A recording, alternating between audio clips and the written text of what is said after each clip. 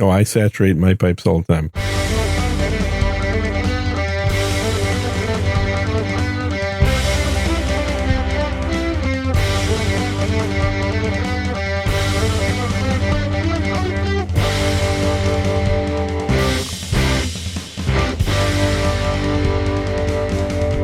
Hello and welcome to episode number 91 of Unrelenting, where if you can't hear Gene, that's just a feature, nothing to worry about. Yeah, it's a feature, not a bug. Exactly. You got to remember to turn all the buttons on, not throw your water bottles at the microphone, a little bit of compression, a little bit of magic sauce. Mm-hmm. I mean, I was going to complain that we had 0 donations and 0 support for the show, but like literally right before the show started, and it's anonymous. So although it's CSB because it's his message. So he came in with his 10,000 Satoshis. That's where we're at for the full show. So, I mean, we're just going to keep the Satoshis open.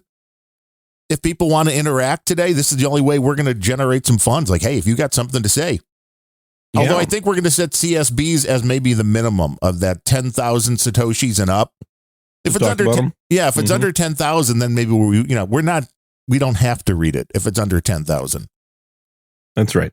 But the thing is with the compression in audio, and a lot of people, it's a harder subject to understand than most people probably give it credit for, because while the simple definition of compression is like, well, you're making the softest, quietest louder, and you're making the louder quieter to kind of give you a more static range to work through. There are other ways to go about that, because compression does change the way somebody's voice or an instrumentation would sound. And there's a bunch of other plugins now that you can use, things like they call them like a vocal rider, where if you're playing while somebody's talking with the fader on your mixer, you're bringing the volume up and down. So if Gene starts talking louder, I just bring the volume down a little bit. Then if he's talking softer, you bring it up manually. That's not compressing the voice. Right. That's shifting. And there are plugins that will try to do that now. Yep. And I think that's typically what a normalizer will do versus a compressor. And it's all these things like, well, what sound do you want? Obviously, we're used to the talk radio, which is over compressed.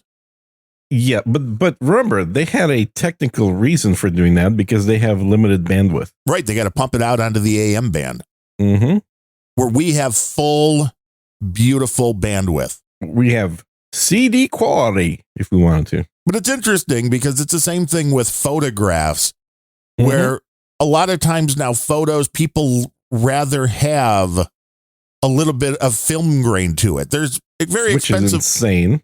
There's expensive plugins that are like, well, let's recreate. Yeah, let's dirty shit up. Because it looks more natural, I guess, that people are used to, rather than it doesn't. It looks nostalgic. It does. Because there was when HD TV first hit, you remember the biggest complaints were like, yeah, it looks too real. It looks, there's too much detail. We don't like it. I remember people saying it looks too plastic. It doesn't look real. It looks more like a video game. Yeah, it's like, it's that uncanny valley kind of feeling, except for actual video. Yes. Yeah. And I think that same thing, well, what didn't help those TVs, and this is probably not first generation, but like second generation HDs, where everybody started introducing auto motion enhancement. So they took 24 frames and 30 frames and bumped them to 60. Yes. And in theory, it's like, oh my gosh, look at that. Everything is super smooth. But boy, total uncanny valley. Well, again, because everybody was used to, and that was the one thing I learned when the computer age rolled around in any kind of video editing, was that in the United States, our television was 29.9 something, very close to 30 frames a second. Yep. Where 9.97, I believe. In the UK is what, 24? They go with like more of like a film standard. Well, but it's really 25. So yeah, it comes more from their electricity being 50 hertz. And that would make sense. But there is a different vibe to it. When you watch it, you're like, well, this seems a little weird. It takes a minute to get used to it. And you remember the old Macs, the black and white original, like Mac Plus and stuff. Those things were running at 50 hertz, I believe. Either 50 or 55, I can't remember. But they seemed so much more crisp than PCs, which typically ran at 30. And that was the arms race into who can get to the raising the frame rates, everything. And technically all of it's better, but you're like, that doesn't look right. Yeah. Well, what's amazing is that we can watch movies at 24 frames and not be bothered. That's crazy because we can clearly perceive the difference between 24 and 60 and yes. even above. And it's one thing I never really thought about until I started doing my own usage of it. But you can totally tell the difference between 60 and 120 or even 144. Like having a gaming gear that goes up a lot higher, you would think, well, humans can't tell the difference between 60 frames and 120. Yes, you can. Well, on the lower frames, the brain's just filling everything in, which is a beautiful thing. Yeah. It's like, well, I understand what's going on. It shows as very smooth movement. Never once going to the movies as a kid, you were like, well, wow, this doesn't look right. Right. You don't think, wow, this is so janky. Yeah, now you're like, well, no, this stinks, man. I'm doing better out of my cell phone. I was just say iPhone. Yeah, Why I always give Apple true. all the props. What you can do on your phone now, way 120 better. frames on the iPhone. Way better. Mm-hmm. But people prefer, for some reason, not always, but for certain things, it seems like, well, this is more natural, that 24 frames a second for movies. They don't want the realism. And that was the funniest thing was all the local news when high def came out and people all of a sudden were like, wow, we can see you. Mm-hmm. Your makeup jobs are not working anymore. Boy, do people have bad skin. It's amazing how many people have shitty skin. That's reality. Yeah. Now, they've managed to start hiring better looking women in porn now. Well, you have to. Mm-hmm. You have to because of the technical limitations. Although, ZSB, isn't there an AI that can just take care of all this already? Yeah, get the skin fixed. Exactly. Now there is. Well, but there's also, we're very much at a point right now where the AI means no women need to do porn. This is true. Or news or anything that needs to be a woman in front of a camera or a guy. Yeah. Yeah. Well, I was just referring to things that people actually watch, not things that exist and nobody watches. Right. Yeah. Like YouTube channels of guys that were like, hey, how you doing, baby? Mm-hmm. Nobody's tuning in for that.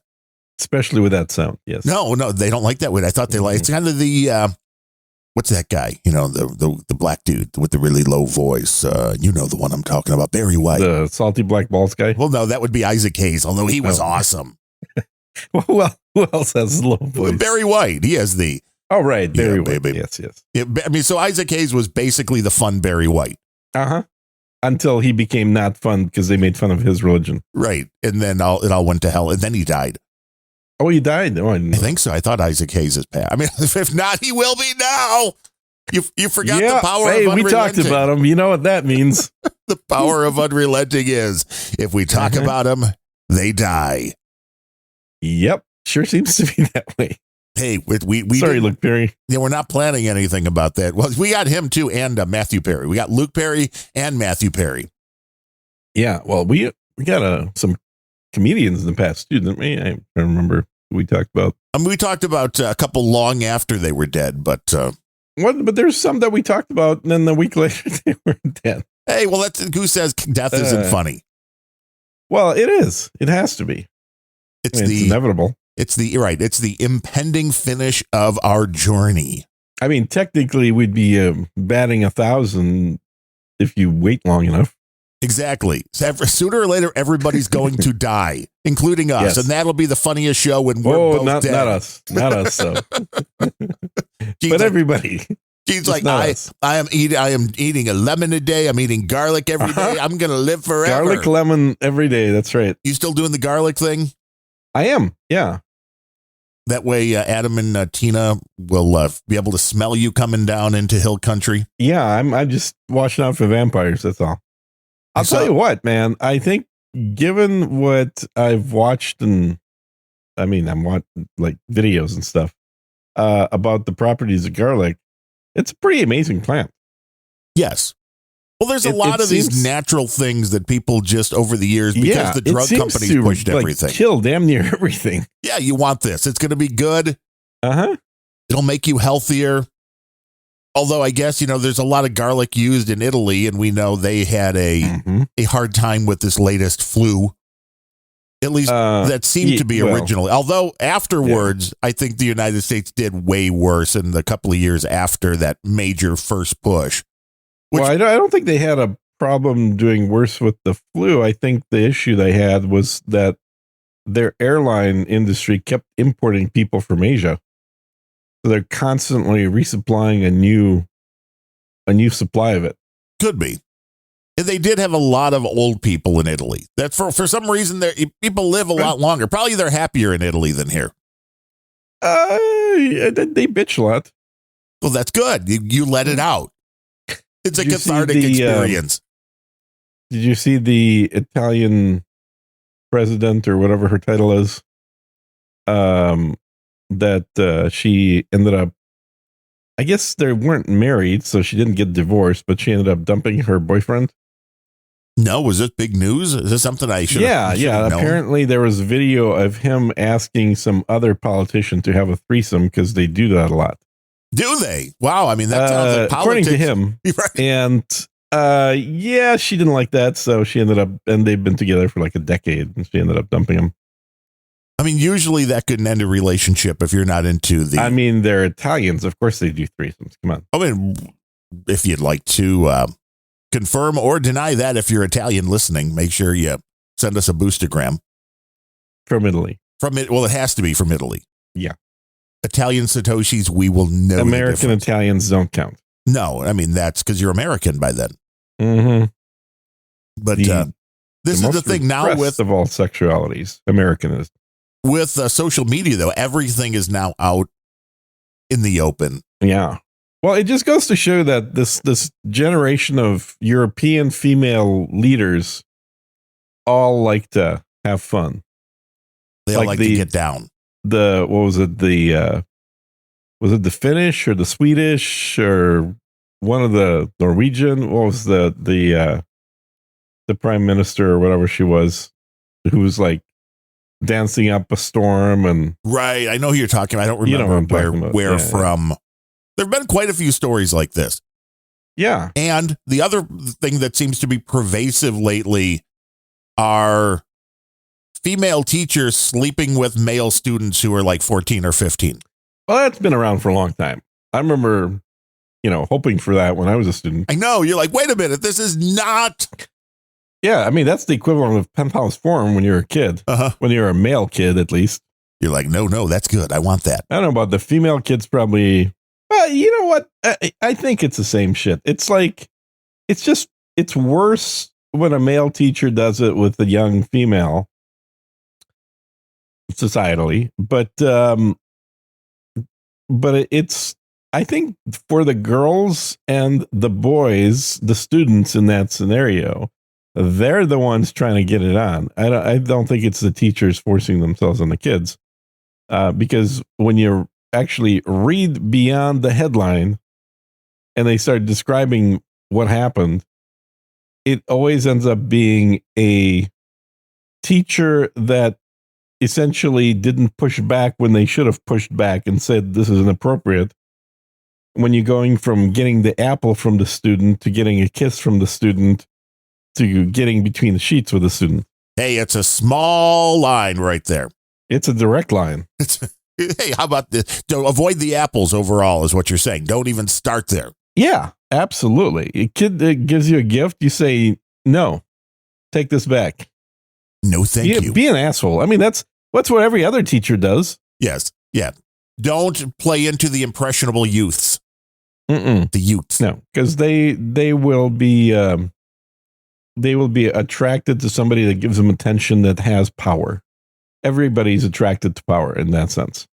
And when they're youths, when they're student age, they don't have any responsibilities, which means the attraction is 100% guiding their actions. When you get older, the only thing that really changes, you still have that attraction factor, but you start having responsibilities and they modulate the attraction. So, instead of going, man, that chick with the needle sticking out of her arm sure is hot. Really? Is that what you're yeah, into? but that'll create other issues that I don't want to deal with. Yeah, you don't want crazy heroin chick. But they are hot. They are. I'm not. You have a very quick burn on Always that one. like the Heroin Eyes. The Heroin Eyes? Mm-hmm. Well, there's a show title. I always like the Heroin Eyes. Yeah. Yeah. It is an I was watching Helena Bonham Carter getting interviewed yesterday. And she's always been a great Heroin Eyes chick. By just naturally, you mean, and not by taking Well, she's always cast into that that role. I mean, I don't think she does heroin, but she seemed to have played a lot of those roles where, like the perfect example of that is her as the girlfriend in Fight Club. Ah, yes. Brad Pitt, the other guy. Yeah, Brad Pitt and Brad Pitt. Right, pretty much. Ed Norton. Right, Ed Norton. If Brad Pitt could star alongside himself, he would. Well, he kind of did that with in that movie where he played the I keep thinking bouncer, but it wasn't bouncer. He was a stuntman with Leo Laporte. He was in a movie. Leonardo DiCaprio. Oh, that Leo, right? Oh yeah, his friends just call him Leo. Different Leo. You and Leo hang out a lot. Well, we have the same taste. 12-year-old women. Hey. I thought it was very, very weird that it was 60 Minutes in Australia. This popped up in my news feed. Did a 10-minute quasi hit piece on Elvis Presley, and this was like very recently. Mm-hmm. And the whole thing was like pedophile Elvis, and it's like, really? This is where you're going to go with that? But they just totally ignored Jerry Lee Lewis. I mean, kind of, who married his 13-year-old cousin, I think it was. 13-year-old relative, yeah. Which, and it was like his third wife, which was also very, very weird. Jerry Lee Lewis had wives like most people have glasses of iced tea. Mm-hmm. But the Elvis thing, everybody knows, if you know anything about Elvis, that he met Priscilla when she was 14, but they went through that there were other 14-year-old girls that, they would spend the night with them, and they're interviewing these women, and all of them pretty much tell the same story, that he was just a big kid. He never really grew up. He wasn't comfortable around a lot of people, and every one of them was very clear. And he had a pet monkey. Well, that was Michael Jackson. Oh, sorry. Same person. They were very clear that there was never any sexual activity with Elvis at that age. That he just enjoyed their company, which, okay. Well, that's what Macaulay Culkin said anyway. Right. Well, he was petting the monkey. Mm-hmm. I mean, you can make a bunch of different cases, but it's the pedophile thing. Like, I also just have a very big problem considering 14 or 15-year-old girls as children in the same category that we consider a 2-year-old girl a child. Absolutely. And you look at the different times. Again, you and I did not grow up in the 40s and 50s. And neither one of us ever matured. No. But there was and this is what these women also said to pretty much every one of them. And that was, back at the time, nobody really considered the age difference as being anything. It was quite common.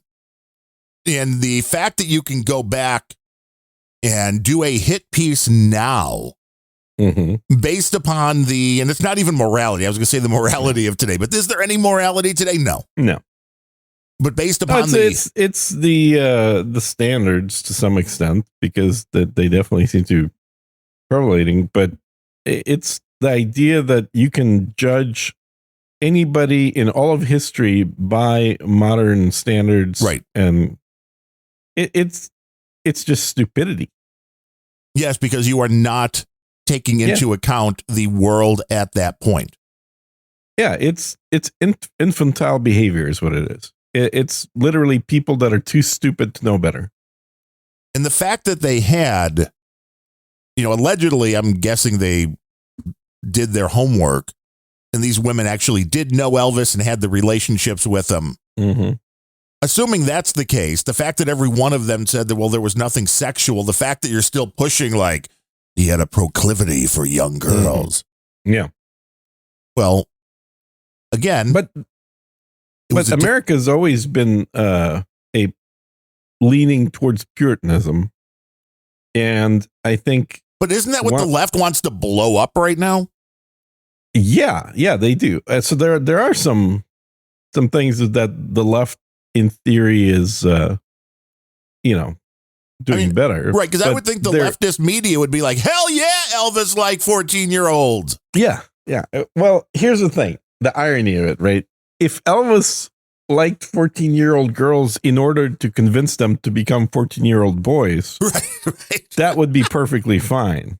Right. But the fact that he didn't try and convince them to become 14-year-old boys shows a certain problem. Oh, that's right. It was Elvis's toxic masculinity for wanting girls to be girls. Yeah, exactly. You can't have that.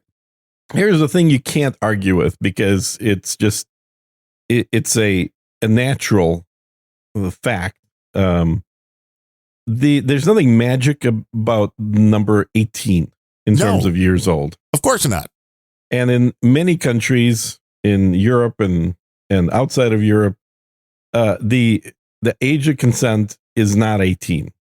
And we've made fun of the fact that in the Vatican that it's 12, or used to be. They've actually changed it, but it was 12 for literally 1,000 years. They were holding themselves to the highest standard possible and saying, don't diddle anybody under 12. Well, you have to have a bar, man. Yeah, you got to have a bar. And, they had to compromise. They would have preferred 9, but they went with 12. But there is no number here that needs to be set other than by people agreeing on something arbitrary, because nature has that number, which is girls can't have children until they have their period, which historically happens between 12 and 14. Now, in the United States, now that's happening younger even because of all the hormones in the water. But if you don't have an artificially water infiltrated with hormones, it's usually between 12 and 14, certainly with some exceptions. So does it make sense for anybody to have sex with somebody that's younger than that? No, that's unnatural. And that's without having any kind of morals or ethics put into it, that just purely from a mechanical standpoint, is that it is unnatural to have sex with somebody that is incapable of sex. It'd be the same thing with, trying to have sex with boys that have never experienced a wet dream, right? They're not sexually mature yet. So having sex with sexually immature people is just objectively wrong without invoking any kind of a morality into it. Right. And to show, this is the one of the great things about the internet. All the information is here. Mm-hmm. You've got countries like Nigeria where it's 11, the age of consent. Makes sense. Yeah. But Japan, 13, kind of surprising. China, not really. Have you not seen Japanese cartoons? I guess. They're all freaking adult cartoons are about schoolgirls. China 14, Brazil 14, Germany 14, Italy 14, Colombia 14. Oh. Hungary. Yeah, 14. these are more accurate than 18 in the United States. Now, you can get into an argument about, well, what about mental maturation? Who cares if their bodies work? They're just not capable of making good decisions. Well, if that's the case, I totally people agree. will never be able to have sex in America ever again. Exactly. This is why American children live at home until they're 35. mental immaturity. This is why the Wander Franco case, the guy that played for the Tampa Bay Rays, superstar, 21 years old still, I believe. And the thing came out during the mid-season, accusations that he was having sex, having a relationship with an underage girl in the Dominican, where it is a very strict 18, to the point of there is no Romeo and Juliet law. Because for a guy that's 21, I'm like, well, if this was happening, especially when he was 19, 20, even at 21, if you're talking like 16 and 21, I can see that as a very legitimate thing. Again, as you said, attracted to power. Well, everybody knew by the time this kid was 16, he was a millionaire going to the major leagues. Mm-hmm. But this was a case in the Dominican Republic. If you were a boy that was 18 years old today on your birthday, and your girlfriend's birthday's the day after, but you screwed her on your birthday when she was still 17, you're going to jail, dude. Mm-hmm. Which, again, this is where a lot of the laws are like, you got to have some kind of common sense bit added to it. Yeah. But when you see all these countries where the age of consent is still 14 didn't California and 15. just drop it to 14? I don't know. I mean, I know there are states that are under 18. I think Illinois is still at 17. I think California was 18. Indiana was less. They dropped it. I remember in the last few years, there's something that basically said you can have sex with anybody who's within like a 5-year range of you. Or farm animals. Well, I mean, let's not talk about people in politics. But I mean, this is a bizarre subject, which is why it's popped up on a bunch of different shows that I've done, because you talk about a story and everybody, like the Russell Brand thing. Oh, no, she was 16. And it's like, well, that's legal there. Yeah. Yeah. That is legal there. I mean, really going down this list even more. France, 15. Plus, Poland, 15. Come on. As we all know, women lie. And somebody who's 15 saying I'm 18. I check a driver's license, but most people don't check driver's licenses. You have to at this point. Yeah. And you have to have a copy of it. That way, if it goes bad, you're like, well, this is what she showed me. Yep. Denmark, 15. And I saw the other day, Denmark #1 right now in binge drinking. So you could have sex. I thought they were the happiest country in the world. Wasn't that what we're told? Maybe it's because they could have sex at 15 and they binge drink. Yeah. If the 15-year-olds are binge drinking, you're having a good time in Denmark. Yeah. Yeah. But it's and I just think that this is our current attitudes are hangover, leftover, whatever you want to call it, from the general Puritanism that's pervasive in the U.S. And it's something that comes from a good intention, but doesn't consider a lot of other factors. Well, and in the case of going after Elvis for something that happened in the 50s, 60s, and 70s, I mean, there was, I will admit, a little bit creepy that even when he was reaching towards 40, there was another like 14-year-old girl that he was hanging out with. Yep. But, I don't rock see stars. how that's creepy. I mean, he's a famous dude who's on drugs constantly. You're true. You don't. What do you expect? You don't have. I mean, I'm not saying it's not like creepy. It is creepy, but expected. I guess that's what I'm trying to say. It's like it's an expected thing. So why would you go and be shocked about it? Yeah, and I know we've mentioned it before. I mean, if you were to go back into the 1980s, Keith Richards does drugs. What? Such a surprise. Those 80s hair bands, man. They were getting more underage pussy than.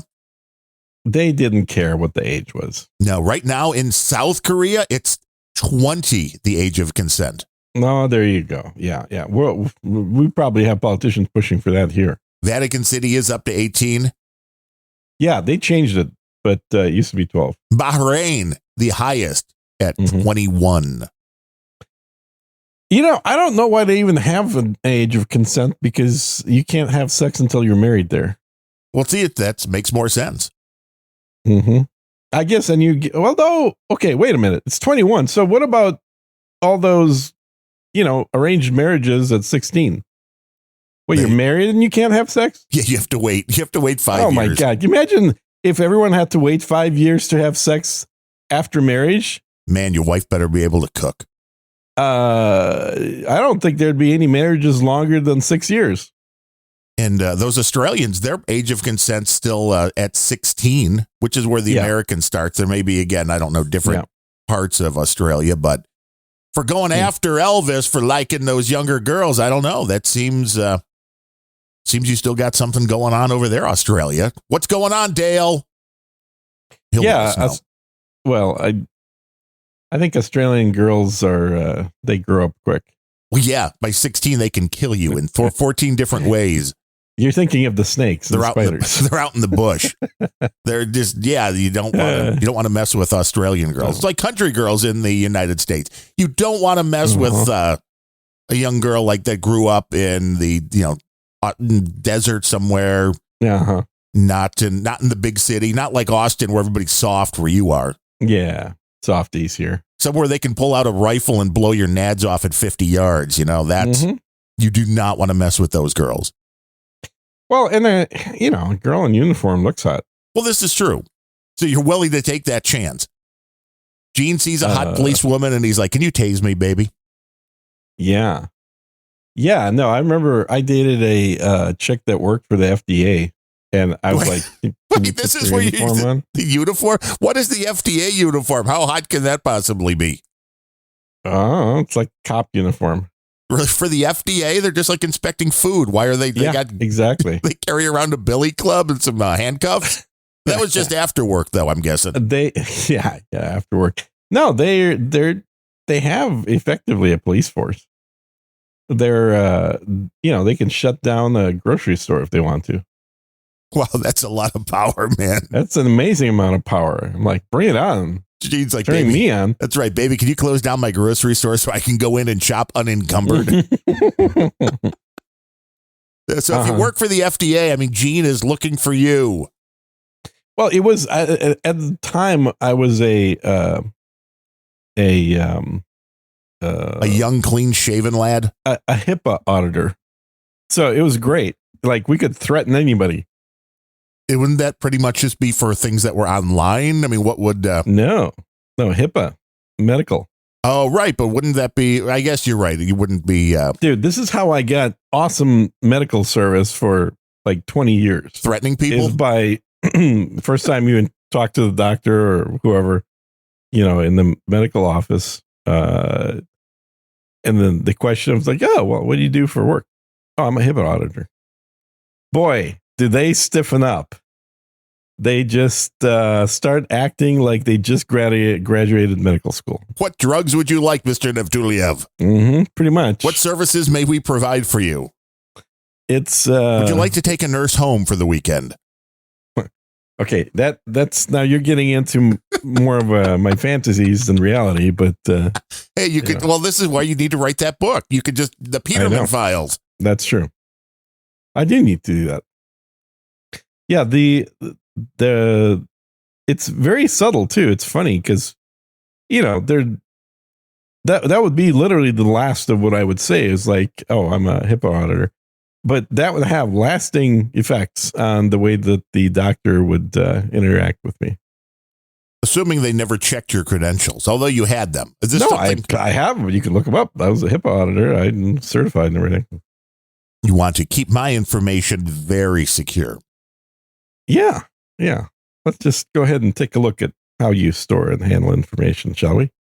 Yeah, well, that was when all of these things, for me, really kind of was interesting. Were the doctors when the internet became a thing, routers became a thing.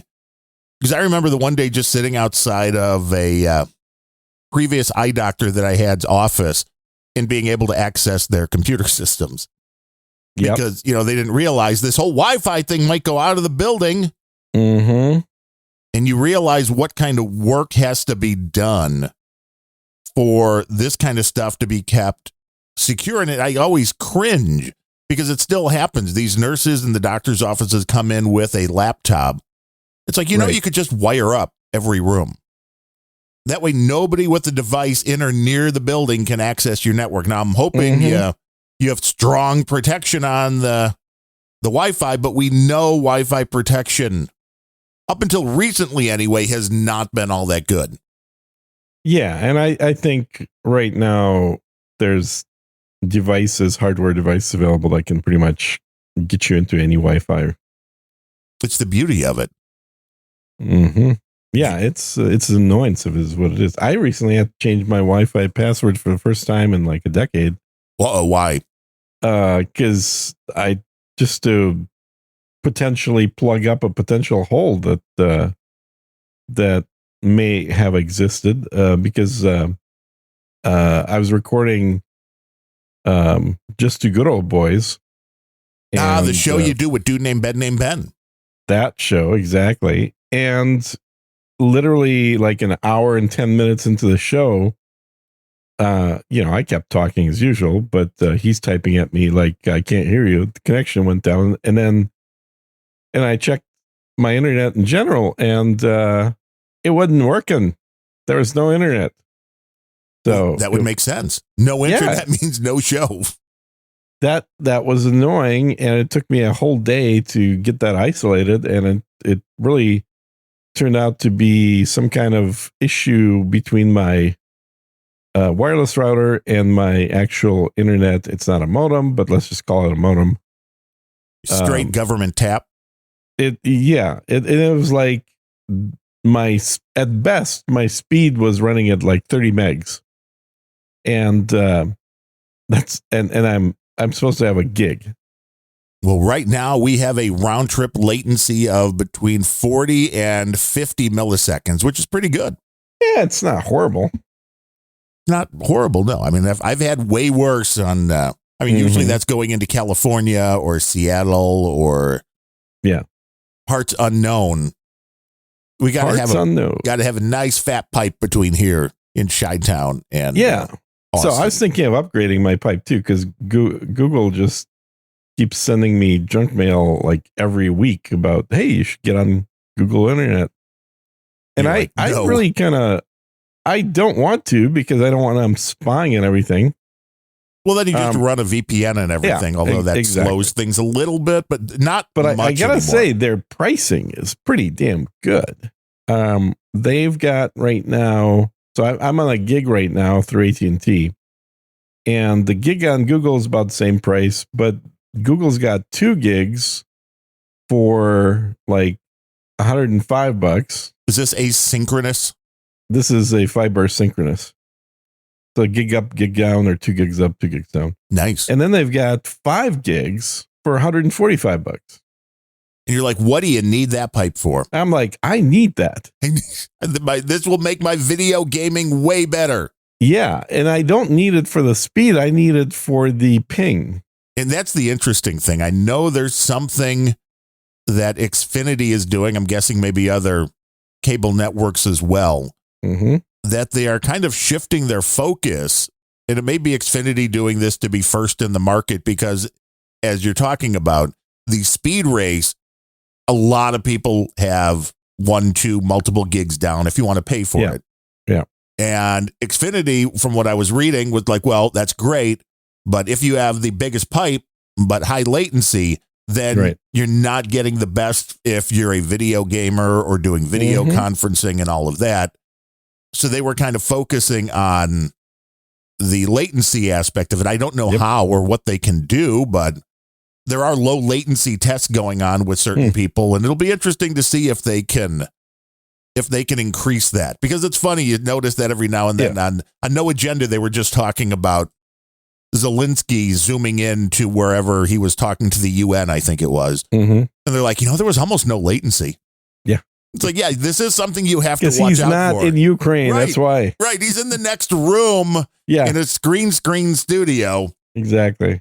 So it's like, yes, you have to pay attention to these things.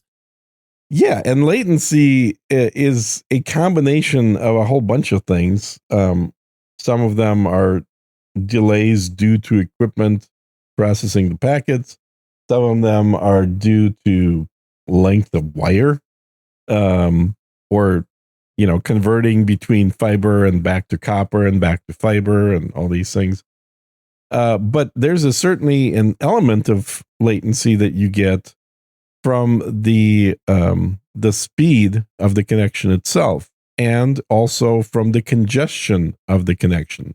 And anybody can do this test: is start doing a continuous ping to something, and then do a speed test at the same time, or just download, in your case, a new movie. Right. And you will see that your speed of pings, your latency, will increase significantly as the pipe gets more and more congested, because now there's actually a delay that's stemming from packets having to wait, those ping packets, which are tiny, having to wait until those large data transfers, that is your movie download, are coming through as well. So they have to fit in between those, and that increases the latency. So really, the faster your potential connection, the less you have to worry about a change in latency due to a download. But then there's also just the latency of the overall speed, even with no congestion, because the faster the connection, the less it delays that packet from coming through just by itself. Now that's going to be a much smaller impact on the overall latency, but it's still there. And it's interesting. This was where the quality of service settings and the routers that were able to prioritize traffic. Yep. It was a big thing. Now it's like, I don't even worry about that, because once you get up to a gigabit down, I mean, you can still prioritize things. Yeah. But it's not really as big of a difference as the prioritization never made any difference once it leaves your router, because most networks outside just ignore those flags. Correct. It's basically just trying to leave enough of a pipe open for, like, if you're doing audio calls, things like that.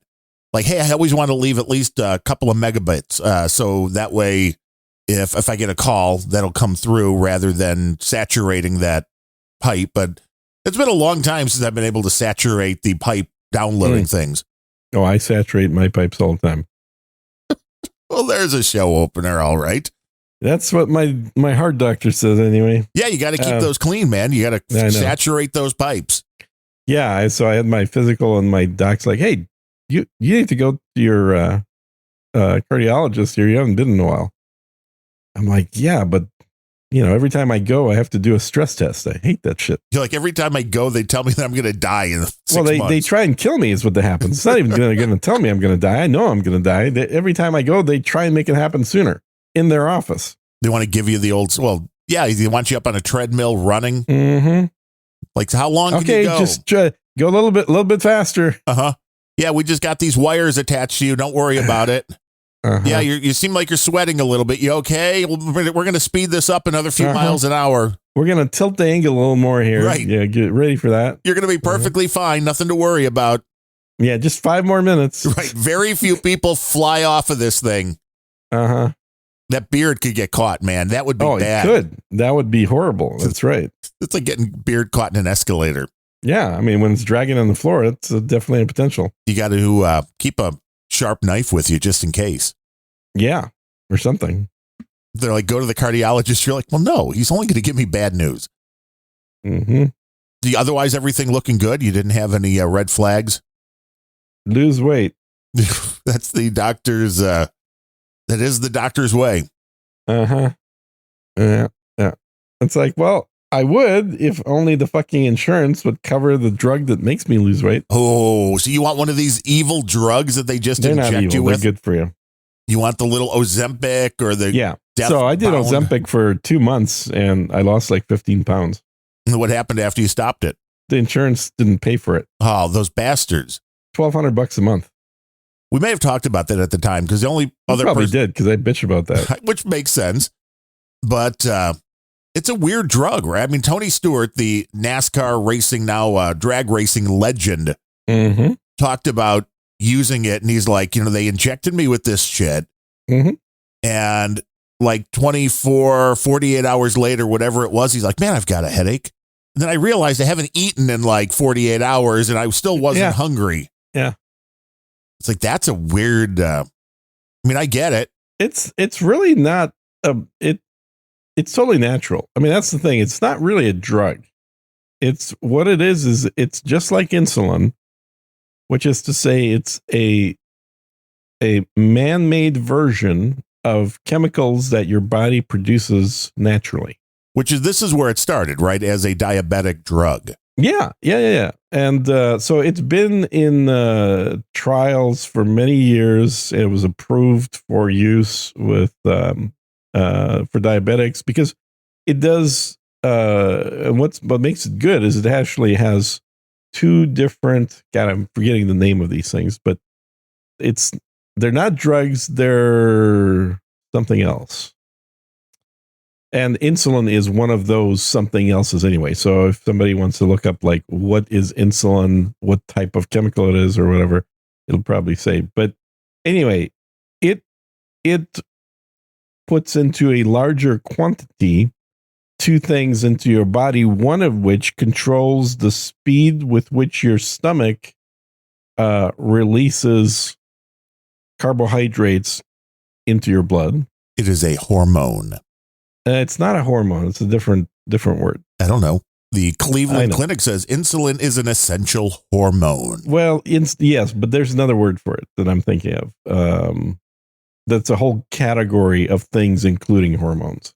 Everybody read Gene's mind on today's Unrelenting. I'm really focusing hard, people. Come on. There's got to be at least one person here that can read my mind. Are you imagining a red triangle?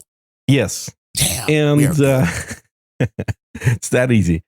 And peptides. That's what I was imagining. So it's hormone or insulin's a peptide, and the two things in Ozempic are peptides. And so one of them controls the release of carbohydrates from the stomach. The other one controls the what was the other one? It was the I can't remember. Oh boy, you need some more tea. I don't know. I know. I need to drink some more tea and get my memory back. But it's controlling the feeling that of your brain thinking you're full. That sounds right. Well, it's like you're not getting the receptors that would normally be like hungry are like, yeah, I'm good. Yeah, exactly. I think that is what it is. But that's the main difference is that Ozempic has both of those, and other drugs just have one or the other. So either they just make you feel like you're full, or they just release the sugars into your bloodstream slower. Yeah, our friends over at No Agenda were just talking about the new one with the two going after the two receptors. They were very negative on it. So you can give them the sure they can be negative about a lot of things. I've actually got personal experience with this shit. Well, there you go. That's why they need the Sir Gene experience. They need the knowledge hidden under that beard. Everybody needs the beard knowledge. Yes, exactly. Yeah. Yeah, and the thing is, and this is why the insurance doesn't cover it, is because people that just want to lose weight and don't have diabetes have figured out that these things work for them as well. And you're like, get diabetes. And they've gotten a lot of doctors prescribing this shit off ticket or off whatever. Yes, off label. Off label. And the insurance companies are like, well, fuck that. We're not going to cover it for anybody. And so those of us that actually are diabetics are like, well, fucking A, that's bullshit. You need the drugs. I will say this is probably Ozempic was one of the first drugs that absolutely worked for me. That's diabetes related. Because most of the drugs, they've got some benefits, some positive effect, but not anywhere near where you read what they're supposed to do. But Gene, really, wouldn't you rather die than to give money to a big pharmaceutical company? Yeah, that's why I'm not buying it. I'm waiting for insurance to give the money. And you're afraid of the cardiologist, but you can do your EKGs at home. Do you do echoes at home too? Do you have a machine that you can do your own echocardiogram? You'd be fun at parties if you had your own echo machine. I mean, I have watches that do that, but yeah, well, not the echocardiogram. The echocardiogram. Yeah, that would be fun. You could buy them. I've seen those for sale on Alibaba. I'm sure the best of all quality. They're really not that hard. They're it's just a literally little the same shit the doctors buy, dude. Where do you think they get them? Off of Alibaba, right? Yeah, pretty much. When you're looking at it, actually, I thought about getting some medical gear for the house because it's fun to play with. Well, don't you have like your own hospital room set up with the full hospital bed? I have a bariatric chamber with oxygen, pure oxygen. You got to have that. Yep. But you need all of the machines. Yeah, I don't know. I probably should get some of that stuff. That's true. Or just go to the cardiologist. Or go to, so I'm more likely to probably buy it than go to the cardiologist. Right. Well, now see, it's all going to be telemedicine. Yeah. And a lot of people are down on the I'm okay with telemedicine. As long as they don't rush through it. Yeah. The concept that it's a bad thing. Yeah. It really depends on the quality of service and their ability to, there's a lot of things they may miss, but where telemedicine fits in for me, if you're having some symptoms, you're unaware of what or why or what the severity of what you may have is, talking to a medical professional before you walk into a hospital or your doctor's office, because usually it takes time to get an appointment with doctors that are, the exact guy you want to see is probably not going to be 2 minutes after you want to see him. Mm-hmm. I think it's a pretty decent way to help people who just need a quick answer. Now, I'm guessing a lot of telemedicine visits turn very quickly to, you need to go to the ER or you need to get in so somebody can do XYZ test on you.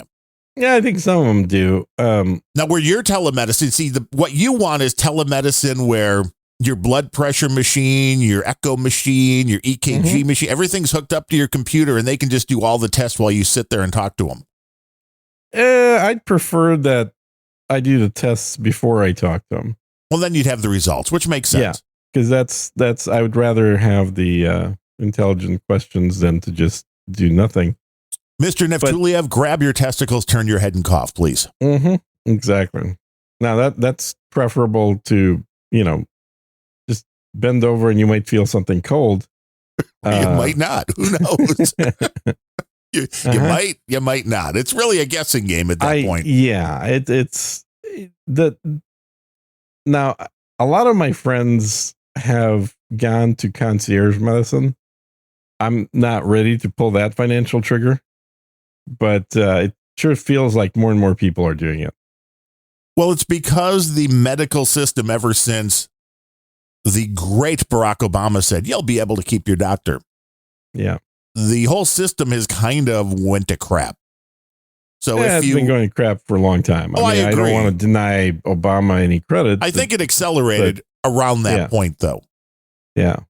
But and for people that don't know, so concierge medicine is what used to be called medicine. Right.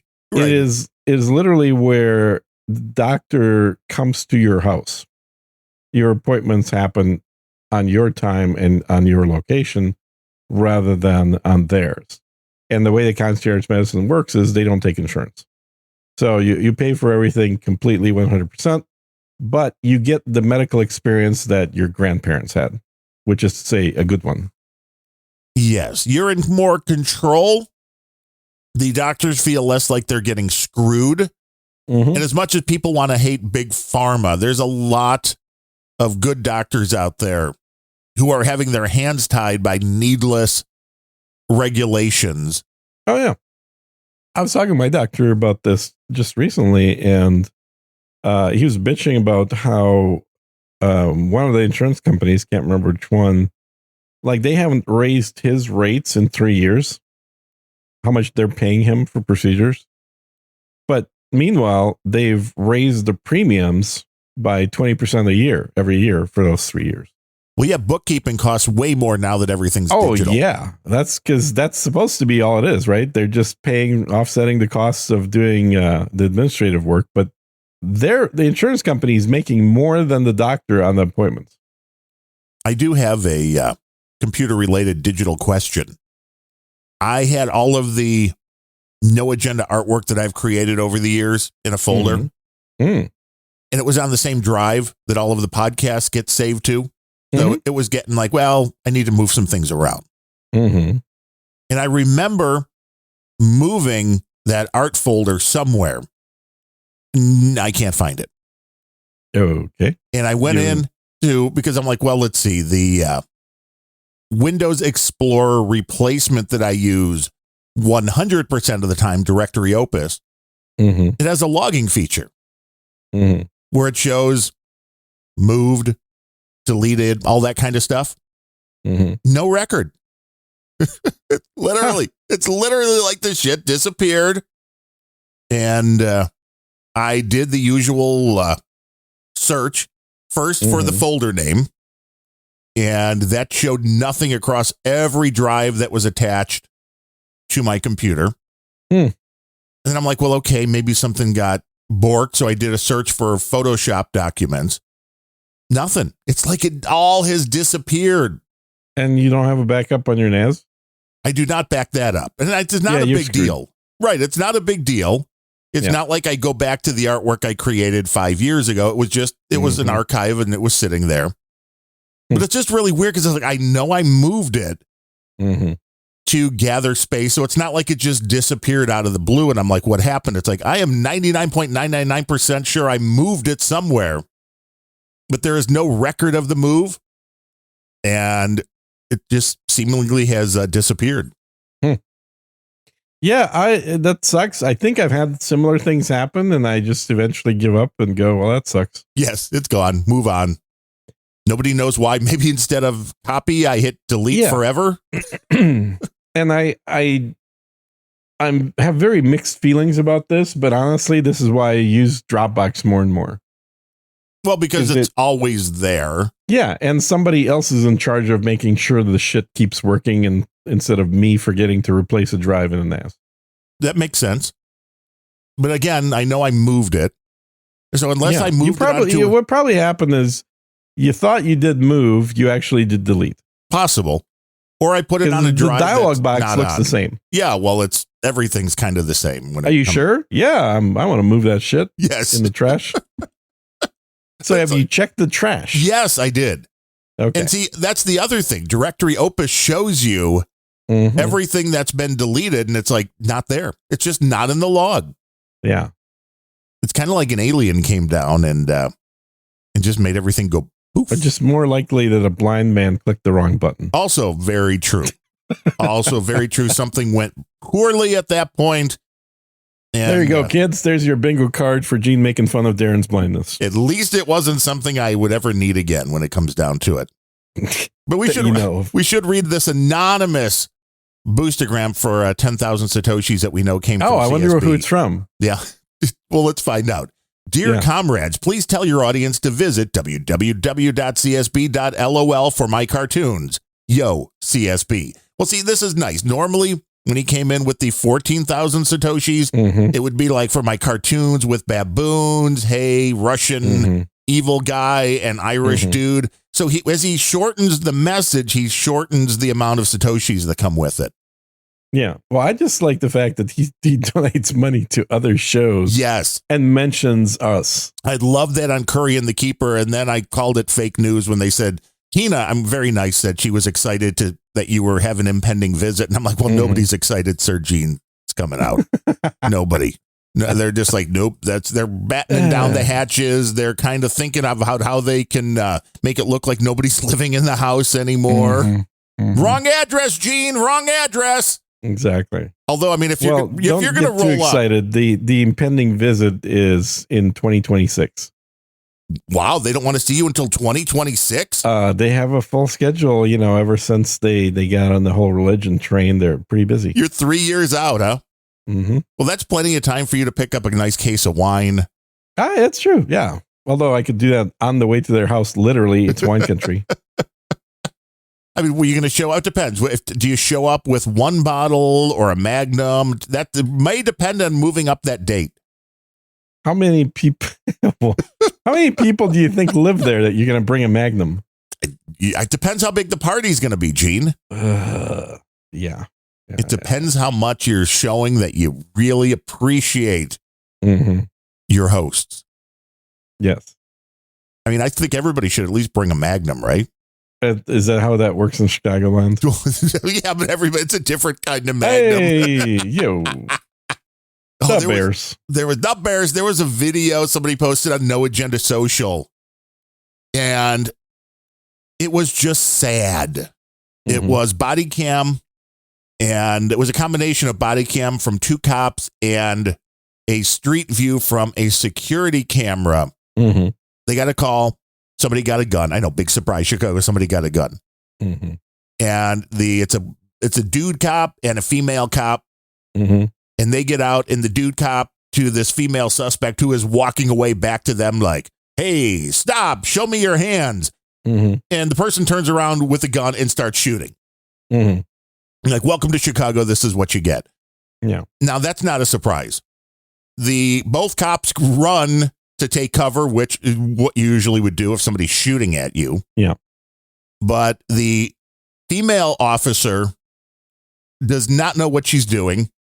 She limp wrists it, gun jams, and she doesn't know how to unjam the gun. Oh my God.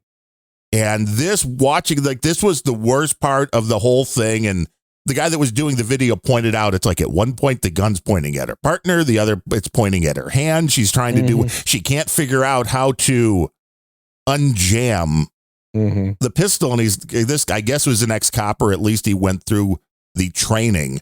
And he's like, they go through this. They tell you what to do. You first you release the magazine, and she wasn't. I mean, it was just such panic mode, and you wonder. And I know it's going to be a very racist thing to say, but by her hands, you could tell she was an African-American female. It's like, were you hired just for a diversity thing? It's like, how do you not have the training? Yep. To be on the streets of Chicago? Well, we have to have more females. We have to, it's like. I would say the more interesting bit there is that the male didn't do that as well. Right, probably. Because the well-known secret, the hardly secret is that police are notorious for not knowing how to use guns. And they will do as little shooting as they can get away with, which means in most departments, they will shoot a total of 1 box a year. That's it. Now, you may have cops using their guns more in cities like Chicago or New York, because they're getting shot at. Right. Well, yes. If you were a cop in a suburban area or out in a small town, very little chance you're going to have to pull that gun. Yeah. And so this is something to keep in mind. If you want a brand new quality Glock, it's really easy to get one by buying a police used gun.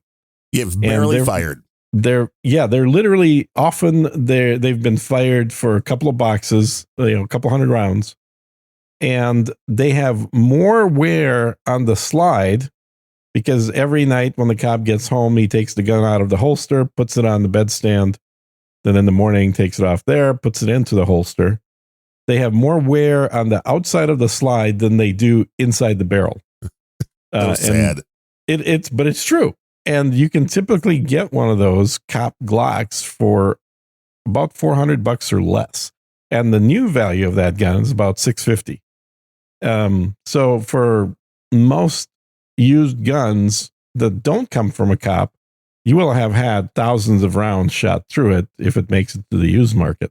Right. Because the people are buying those for different reasons. They're taking them and enjoying shooting every week or whatever they're doing. Yeah, exactly. And most departments won't pay for ammo beyond 1 box a year for cops. And the cops, not all. I mean, I'm sure there's some cops that enjoy shooting, but most cops will not buy ammo for their own money to go practice shooting with at all. So whatever they may have or may not have learned at the police academy, doesn't mean it's going to translate into practical usage at any point in time. And now you really have to do those drills and get really your hands used to doing them without your brain even thinking. correct. Now I'm thinking if this cop is going to stay on the job, the next time she's going to know what to do and how to do it. Probably not. Oh, I mean, she probably really, will once you're stay in on a the job, but I situation doubt. where somebody is shooting at you and you're unable to unjam your gun, there can't be a worse feeling than that. It's got to be a pretty bad feeling. I mean, I would imagine. Like, well, luckily the suspect was running away and not trying to, blow the cops away. But, I'm surprised she didn't just decide to throw her gun at the bad guy. right. This is what you do. That's in the movies anyway. Yeah, in the movies, that's always what happens. And you hit him exactly in the right spot. Right in the head. The person Right in the falls down. Yeah. And everything just works out from that point. Mm-hmm. That's not Chicago. But it's like, this is why, again, like doctors, cops, there are good ones and there are bad ones. But yeah, for the cops that are good, that are just out there trying to do their job, walking up to a female, walking down the street and just saying, hey, can you stop and show me your hands? And the next thing you know, you're being shot at. There is no easy day because that could happen at any time. And it's like, I don't understand how you don't have especially the men and women who have served overseas and went through wartime. Like, I don't know how you ever get over that. I mean, it's once it happens to you, once you see it, there's no getting around that. That's got to stick with you. Once you get shot at? Yeah, well, once you get shot at, you're like, it like happens all the time. I mean, not all the time. I've been shot at. It happens. Obviously, you probably that was after the weight loss drug, though, so it was harder to hit you. Smaller target. No, I got hit once. Whoa, where'd you get hit? In the arm. No, I meant like where though? Where were you? What can you talk about? What country you were in? Let's just it probably is long enough. I mean, this was years ago. This is in the early 90s. This when you were in your drug running phase for the CIA? Ixnay on the conversation. Oh, sorry. So I don't know. I mean, it's long ago. I don't really remember the specific details of who I was working for, what country it was, but it is a little bit of a surreal feeling because it's unexpected when it happens. Right. And you're just like, damn. Yeah. They shot me. But I can't, and it, like everything else, you don't really realize what happened until quite a bit afterwards, because in the moment, the adrenaline just turns on instantly. That's your body fighting back. Yeah. Adrenaline's pretty cool thing. Until it wears down and you're like, oh yeah, then it sucks. There's a problem here. Yeah. When we go back down off of adrenaline, you definitely feel it. But you didn't have that afterwards, like, wow, if that was only 8 inches this way, or no, it wasn't anything serious. It didn't like go into my arm. But you just got basically I had a burn on my arm from some shrapnel that grazed me. You're like, what is that? Oh, yeah, sir, you've been shot. Well, no, I knew what it was, but it was a. It was a angry ex-wife. No. It's actually Asian dudes. It's always the Asian dudes. Yeah, I know. Speaking of guns, I can't remember which shooting this was for, but I remember a big story that was out maybe 4 years ago in New York about some shooting where the cops were shooting back at a shooter, and they had found that the cops across all of them that were present had shot a total of like 162 rounds, and there were no injuries in the perp. That's not a good percentage. That's a lot of ammunition missing. And, your first rule of handling guns is don't ever point a weapon at anything you're not willing to kill. Yeah. So I gotta wonder how many stray cats and people having holes in their walls, all of a sudden bullet holes, how much of that happened with all those misses? Because if they're not hitting the perp, they're hitting something. The bullet's not going to stop by itself in a city like New York. It's not like middle of Texas where the bullet can fly for a mile. Right. So, yeah, the bullets are going somewhere, and that is a lot of stray bullets for an urban area. Exactly. Which is why, you would hope that the people that are policing the urban areas are putting the bullets where they want them to go. Mm-hmm. And it's not, I don't know if it ever was like the Old West, because there were gunslingers. There's no question. They're very popular in the movies and TV, but we know they actually existed. I've been watching The Rifleman. Oh, classic. Yeah, Chuck Connors. Some really good writing when it comes down to it. And I don't remember watching many of them as a kid, so it's all new to me.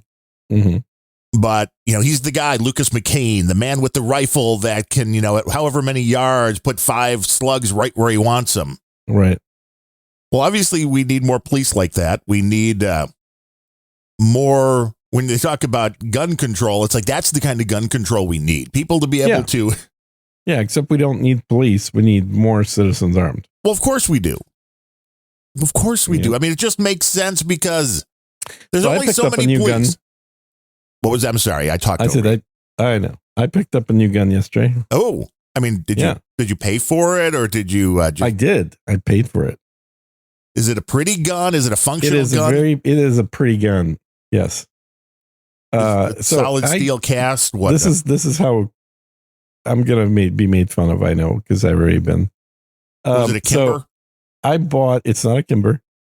I bought a pistol to match one of my shotguns, and I'm still looking for a rifle to match both those.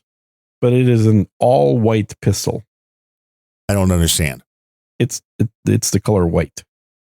The pistol is white. Yes. So like some composite material? No, it's just painted white. Okay, so painted. Yeah, it's Cerakote. But it's extremely unusual because it is stupid to make a white pistol because it's going to get dirty the first time you use it. Right. But I really like the way it looks. But are you ever going to shoot it? No. So it doesn't have to be functional at all. It doesn't. It should be functional just in case. But it will not be shot in a planned manner. If it gets shot, things have gone really I've run out of all the black guns. Things have gone really poorly. And you're like, I guess. But I just love the way that it looks. It's like, and I have a white shotgun as well. And in fact, it's a bullpup shotgun. It's a Russian one. And it's from the Finnish border patrol area. And so it's, all their guns are white because of the snow. And so I found this pistol that matches that. And now I just need to find a white AK-47 and I'll be all set. Is the manufacturer putting this out or was this a customized piece? No. It was manufactured. I could literally just, pay to get that done on a gun, but I'm too cheap for that. Right. Because I think just look for one that was already manufactured like that. I may have mentioned before, I've got a buddy, the guy that's done our taxes forever, has known my parents since, the 50s. Mm-hmm. He has a company that does coatings that has worked with everybody from Kimber guns down to Gillette and all these things. Wow. And he was just, it sounded like the greatest thing ever because when they were working with Kimber guns, they're like, hey, we want a coating that we can use on the inside of the barrels that, you'll have X amount of wear after X amount of shots. And I'm like, well, how do you test that? Well, there's only one way. Right. You got to shoot them. But there are amazing things you can do now. And it's the same thing, like taking this microphone and dipping it and making it gold like Rush Limbaugh's. Yeah. To be able to take the gun and just dip it and make it any color inside or out. And the way to do this is not that hard anymore. Mm-hmm. The material is very expensive. And if you don't do it right, it's not going to stick. But if you know what you're doing, Oh, that is you know what? That looks like something a stormtrooper would carry, Gene. He's showing photos. Exactly. Yeah, it's black and white. Exactly. Yeah, I'll post it on No Agenda Social. But that really, the rifle looks like if the stormtroopers in a Star Wars movie were carrying those, I'd be like, well, of course, that makes sense. Yeah. It's actually a shotgun, but yeah. But now I want to see you in a stormtrooper outfit without the head on, of course, because that would ruin it. But I want to see you in a full stormtrooper outfit, beard going down the front. AI can do this, CSP. So we get Gene. AI could totally do it because I don't know how long it would take to order a 3X stormtrooper outfit. Well, wait, order? You don't have one? No, I definitely do not. That I'm kind of surprised. I am not a cosplay person at all. That I am kind of surprised. I thought for sure you would be. No. Full stormtrooper. That didn't, that way you can then get you can buy an Imperial craft in Stark Citizen and then jump aboard. Stark Citizen. Isn't that what it's called? Stark Citizen? No, it's called Star Citizen. I'm glad you brought it up because the annual spaceship show is about to start. It's where they have, it's like a car show basically, except with spaceships. They're not real. Yes, they are. For a period of their real money, for a period of 10 days, there'll be different manufacturers of starships displaying their spaceships, both new and old spaceships, at the event. So anybody that doesn't play Star Citizen but would like to, because you have, you got bored with crypto and you don't do Tamagotchis anymore, you need a hobby that costs money. Right. This is the perfect hobby that costs money. There's still plenty of time to get in before the game gets to beta. You can get in on some of the limited time spaceships that are for sale. How many people are dead since they bought a spaceship and like, this game's going to be in beta any day now? More and more. I sent you a funny video last night. You probably haven't seen it yet, which is taking the they had just had like a month ago, they had a live in-person event for that game. Most games have these where a bunch of fans get together with the manufacturers, providing, insights into their current work, and then just a way to schmooze with other fans. Well, yeah, there are cons for I don't like those things. I think they're kind of annoying because there's too many lines and, you end up having to wait for other people's stupid questions to get answered. And really, I want to know how many hot 23-year-old chicks are there at a Star Citizen con? Well, that depends on whether you like blue hair or not. I do not. Okay, 0. Okay, that's it. If they're hot, the ones that would qualify as hot young chicks, they all have blue hair. Okay, good to know for sure. Yeah. But amazingly, there's quite a few middle-aged men. Well, that is not a surprise. That much is not a surprise. Except the surprising thing is they all left their basements and went to a conference hall somewhere. Yeah, and it was in LA, I think. Oh, so they're all white pasty guys that are like, son. Yes, they're all white pasty, 6-foot-something guys with glasses. Oh, I'd fit right in then. They're right there. You can watch the videos of them. But anyway, the virtual event, which is the spaceship show, I'm a lot more interested in than the actual physical in-person event. Well, what do I want to be around a bunch of sweaty guys for? Right, and you're not buying spaceships. Right. So I'd rather be at the virtual show where you're walking around as your character and then you're buying spaceships. Walking around as your character. That almost sounds like cosplay, except it's just virtual.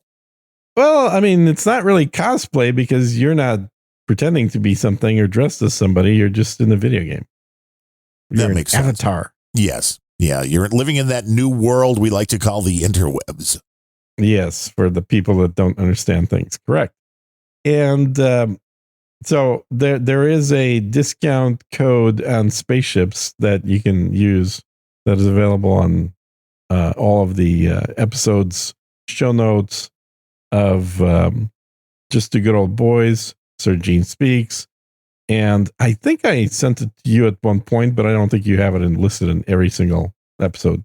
No reason for this. This is as close as a sponsorship as we have on Unrelenting. Well, the sponsorship part would come from, and if you play the game and you'd like to have a better ship, buy it directly from me because I'm your friendly neighborhood ship seller for real money. Well, yes, as long as it's for real money, Gene is in. Yeah. Uh-huh. And do I get a cut? I mean, if we sell some ships in the unrelenting spaceship store? No, that just pays for the electricity to run my microphone. Damn it.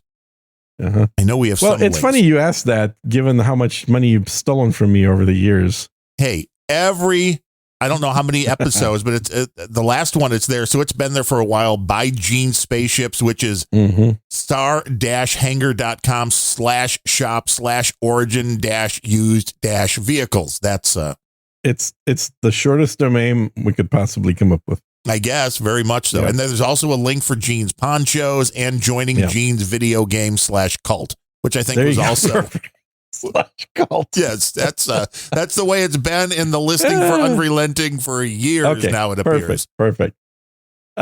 So yeah, it's a fun game. They've done quite a bit this year, so there is more stuff that's come out. Last year was very depressing because a lot of people were thinking, "Oh my God, I think it's a scam," because you're paying money and nothing comes out.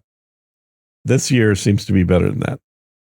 I'm still looking at the poncho here on Amazon.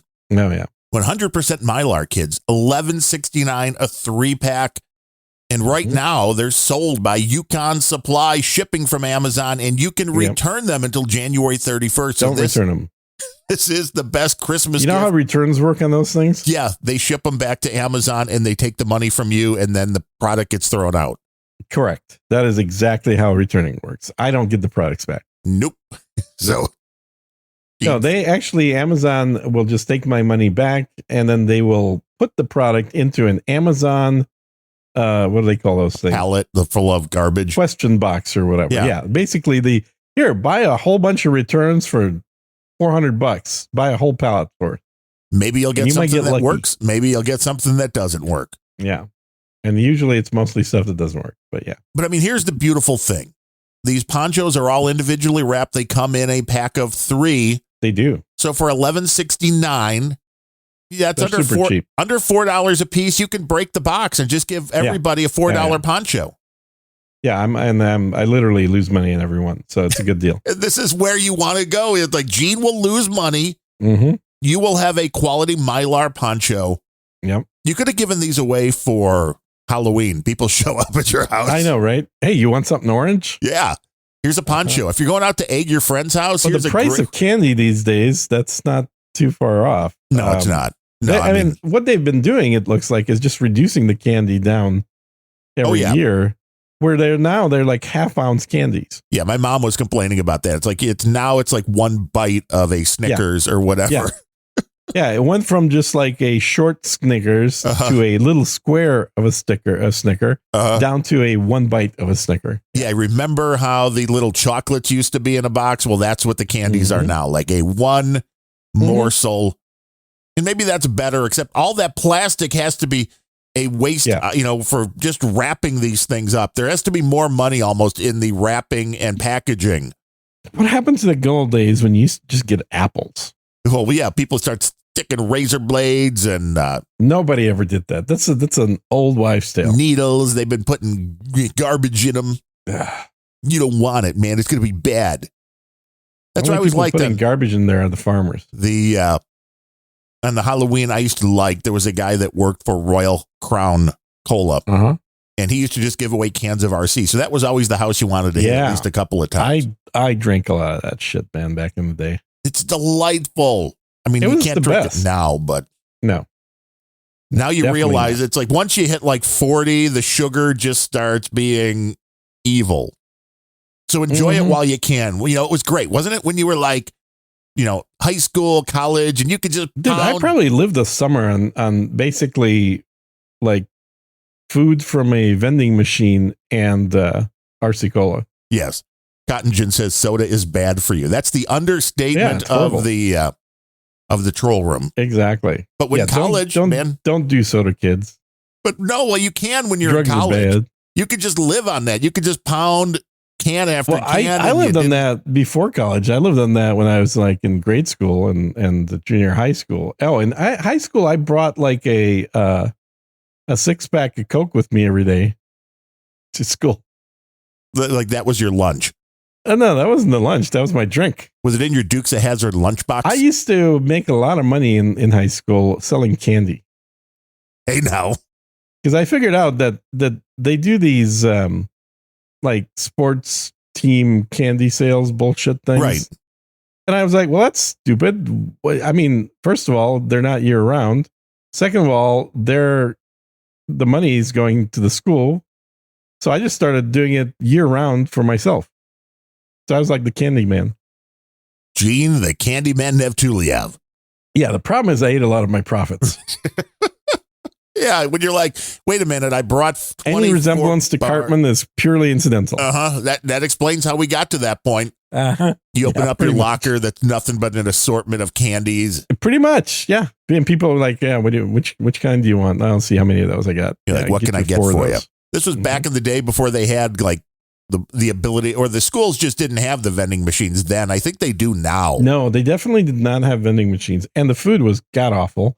Yes. These days, I think they have like McDonald's in high schools. Well, yeah, they have different. I know the high school that I went to now has the lunches and stuff furnished by a restaurant that is right down the street from where I grew up, which is a decent restaurant. I'm like, I remember the pizza in the cafeteria was completely in plastic. I don't even know how this existed.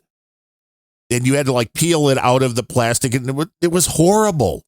I remember the pizza was square. Yes. Yeah. In plastic. Yeah. And when I think our schools took the plastic off for us. Well, that was better for ours. Yeah, like stick it in a microwave. I went to a fancy school. They took the plastic off. Yeah, there you go. Yours kept it on. You hoity-toity son of a bitch. That's right. They took the plastic off for you. No, this explains a lot. This explains a lot. The food was horrible. Yeah, it was absolutely the worst possible food you can get. Now it's like, would you like some filet mignon, sir? Really? Is that what they're serving the kids these days? No, wouldn't that be awesome? They'd be like, I want to go back to school. Yeah, I mean, that would make school a lot more expensive, but yeah. No, not at all. It's Bidenomics. Bidenomics. I keep forget. Well, speaking of Biden, actually, one last thing about guns before we move away. There was a court case that just went our way for a change, where the courts effectively agreed with the people suing the ATF and the final outcome of the court case was an order that effectively strips the ATF of their ability to enforce rules relating to pistol braces and to the pieces of aluminum, otherwise known as 80%, which you can, manufacture a gun out of fairly easily, and saying that Congress never gave the ATF the power to create. Well, they don't. I mean, not only do they not get that power, but they can't have that power legally of creating their own laws. And Congress had made no laws relating to these two items specifically, and therefore the ATF rules relating to both of those items are null and void. So, unfortunately, there were about 200,000 people that fell for the ATF ruse and registered their guns so that they could not lose them, because technically you had to either register the guns if you had a pistol brace on your gun, remove the pistol brace, or destroy your gun. Yes, and Illinois is still or give pushing up your for gun this. to the ATF. Yeah, the Illinois is still pushing for this, and I'm hoping the federal judge somewhere goes after that before the January. Well, your courts out there are fucked because they're literally right now ignoring a Supreme Court decision. Yeah. Well, welcome to Illinois. How you doing, everybody? Yeah, I don't understand why anybody would fucking live there. Welcome to Chicago, where we have some of the harshest gun laws in the world, and more people get shot than anywhere.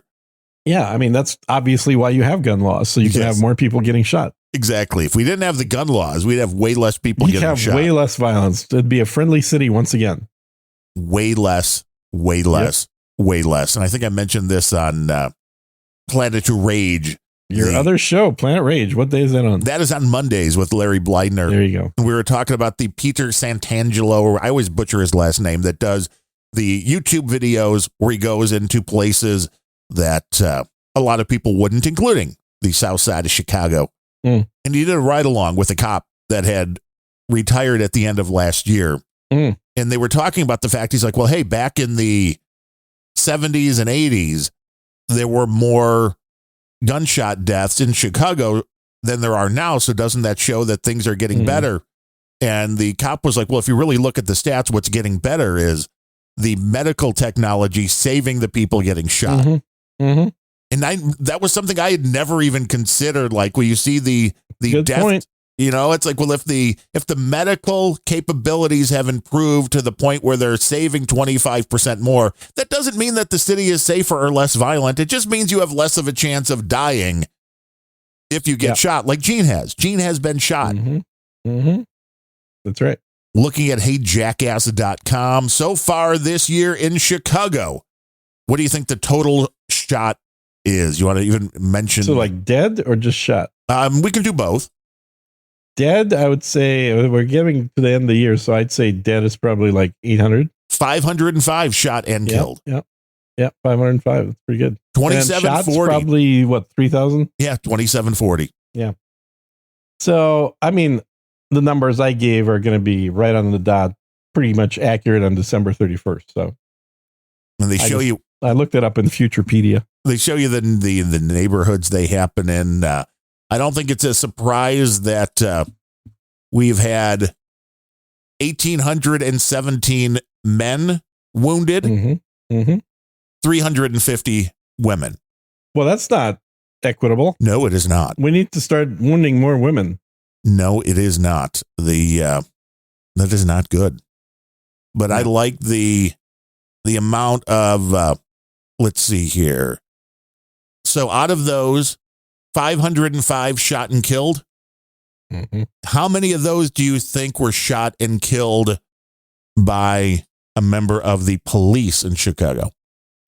Not many, because cops usually miss. As we have learned, 162 shots and nothing in New York, but 505 shot and killed. 5 of those were killed by a police officer. So police need better training. But, we have to defund the police because they're the problem. They're the ones killing everybody. No, 505. I mean, this actually makes it so freaking easy to do the math. Less than 1%. Yeah. No. So we don't want to worry about the 99% because that's as overall black on black crime. We don't want to talk about that. Let's talk about the less than 1%. And it's not like there aren't black cops either. No, that's absolutely true. So you don't know. The reality is you don't know on those 5. The race of victim and assailant, black victim 443, assailant 45, white 24 victims and 4 assailants.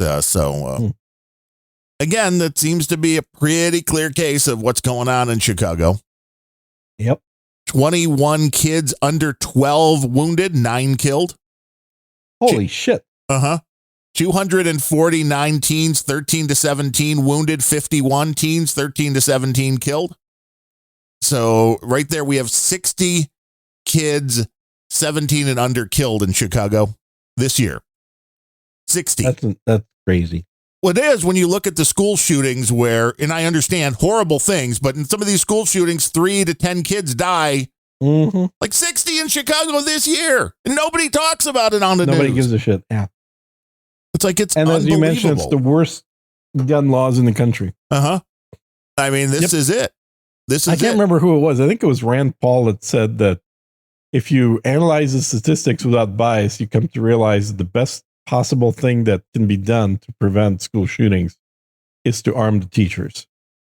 That makes sense. And I know people are afraid of the guns. I don't understand why, because I've been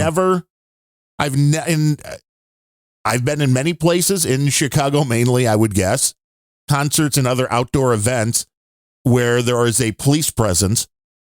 Like, I've never felt in danger if there was a cop with a gun. Mm-hmm. I don't understand why you would feel that way if. Well, are you black? Well, this is it. This is true. Everybody be like, of course, that's your white privilege. Yeah, man, that's totally your white privilege. You're surrounded by a bunch of black cops wearing guns. I'm like, I don't feel like they're going to shoot me. Mm-hmm. It's my white tall guy privilege. It's definitely your white tall. You're like, they're not going to shoot me. I'm going to see them before they see me. Exactly. I see above everybody's heads. Exactly. And they have the overall homicides, but this is an unfair kind of. Not a whole lot of tall cops, is there? I don't know. I mean, you're an easier target if you're a tall cop. Although you have allegedly would have a stronger physical presence if you're not talking. If you look at the average height of cops, below average. Let's see the homicide trend we have for Rahm Emanuel's term, which was 8 years, 35 homicides. And then you have Lori Lightfoot, who was only here for 4 years. So Rahm was here for 8. She was here for 4. He had 4,500. She had 2,945. Yep. That's a jump. And Richard Daley was here from 89 to 2011. So he was here for 22 years. Yeah, exactly. It's the Daly City, I remember. And he had 14,000 for 22 years. So there's no doubt. Yeah. Things are hopping and popping. Oh, yeah. They're definitely worse. But really, if anybody wants to follow this kind of stuff, heyjackass.com is a beautiful website. They have all the updated statistics. They have some fun graphics. Like a person is shot in Chicago every 2 minutes and 45 seconds. Damn. For this year. A person is murdered in Chicago every 13 minutes and 23 seconds. Yeah. So don't feel like it's a bad place to go. No, it's fine. I'm sorry, 13 hours, 23 minutes. What did I say? Was I saying minutes? Minutes. Yeah, that's wrong. Every 13 hours and 23 minutes, somebody is murdered. Every 2 hours and 45 minutes, somebody is shot. Yep. But this is why you get your white gun. You bring it out here. You look like a stormtrooper. People are like, hey, look at the big cracker. He got himself a white gun. Uh-huh. Must be a racist. Right. Get him. White guy, white gun. This is definitely going to be a call on the radio soon. Oh, yeah. white guy with a white gun. This is a call. Who the hell uses white guns, man? I know. This is a call Gotta be a racist. Ever had to make before. Like the guy's gun's whiter than he is. And he's pretty white. God. Yeah. That beard is getting whiter and whiter too. It is getting whiter. That is definitely happening. It's visible. And what's interesting is when you let your hair grow out that long, you can see that the bottom of the beard is dark brown. The top of the beard is white. Yes, because it stays the color it comes out as. Yeah, exactly. It's just like Play-Doh. You know, when you squeeze it out and it's a particular color Play-Doh, then it comes out that color. And then if you add a little more of a different color, then they kind of mix and then it comes out the other color. Your beard is kind of like the rings on a tree that they study. It's just like that. That's exactly what it is. Some rings on a tree. Except you can brush in some Just for Men and make that beard look totally unnatural. But it would look so ridiculous, though. I can't imagine. And then it rains and whatever shirt you're wearing, that white Adidas tracksuit all of a sudden is like, exactly. Yeah, that's what started the whole white guy thing. Is like, what would go well with the white Adidas tracksuit? Okay. I know, a white gun. Now I'm thinking you don't have the stormtrooper uniform, but you do have a white Adidas tracksuit. Well, I do have that, yes. So I want you, white background, white Adidas tracksuit, white shoes, holding your white shotgun in one hand and the white pistol in the other. Oh, yeah. I was going to say with a maniacal grin, but that's the only way you know how to roll. So that's true. Yeah. It's like, that is unrelenting. It's a good look. You know, when your guns match your white tracksuit, you know, you really made it. It's like, this is not my shooting gun. This is just my show for show gun. These are fashion accessories. Exactly. And you could do open carry out there. So, I mean, people can then enjoy it, where around here you got to hide it. Yeah, but it sounds like your people are enjoying the shooting a lot more. This is true. People. This is true. They're like, show me your hands. All right. Bang, bang, bang. Uh-huh. Exactly. Well, as long as the cop guns get stuck all the time, that's all. Yeah, do the training, officers. Do the training. Mm-hmm. It's your life. I mean, that's the sad thing. I mean, I don't know. Again, I could see if I was taking a job as a cop out in the suburbs where we are now. Today, maybe a lot less than 10 years ago. 10 years ago, I'd have been like, well, I'm probably never going to have to fire my gun in the line of duty. Yep. Where now, not so sure about that. Yep. See, there you go. There's a picture of me right there. That's you from, 1946? Yeah, exactly. I mean, I could definitely use this with Roop Unleashed with a photo of you and just put that in, and then just got to put the gun in. It would work. Totally work. That would definitely work. But if I was taking a job as a Chicago cop, man, it'd be like you're going to Iraq, back in the desert warfare. This is like you're going to be deployed into Ukraine tomorrow. You'd want to be ready for what you're getting. Oh, yeah. You would want to be ready. And I will say, I don't remember ever hearing Zelensky speak, and he sounds like a bad actor, which I know he is. You've heard him speak lots of times. He's often recorded in news clips. It's just a weird voice. He has the stereotypical Hollywood, like, Russian accent. Yes. It sounds like somebody putting on the English version of what somebody Russian is saying. Yeah. That's pretty much what Ukrainian is. It's not a real language. And at least now that the winter is here, my auto racing addiction is off until February. Okay. So now I'm watching the Blackhawks. I am all in on this team. Getting back to the NHL, baby. The new 18-year-old they got is going to be a phenom. He scored 4 points last night in like the first 25 minutes. For what team? The Blackhawks. Oh. They got the number 1 pick, and he's playing already, man. Connor Bedard. Where's he from? He is of course, Canada. I think Vancouver. Of course. I mean, all the great hockey players. Have you ever heard, greatest hockey player of all time? Where's he from? Phoenix. No. Yeah, exactly. It's got to be Canadian. That's one thing. I mean, Canada has maple syrup and hockey Minnesota players. has good hockey, too. That's well, I know you had to quit hockey because your mom was tired of cleaning all the blood out of your clothes. But like our high school team in Minnesota was consistently getting up to the top 3 for the state high school hockey games. It is just a fun sport to watch if played well. Yeah, it is. The sport requires that there be ice. Now, it's a lot easier these days because it's indoor, but obviously Canadians and Minnesotans are better at hockey. Back in the old days, when the only time you could really practice playing hockey was in the winter, and Canada has a winter that lasts 9 months. Minnesota winter lasts 8 months.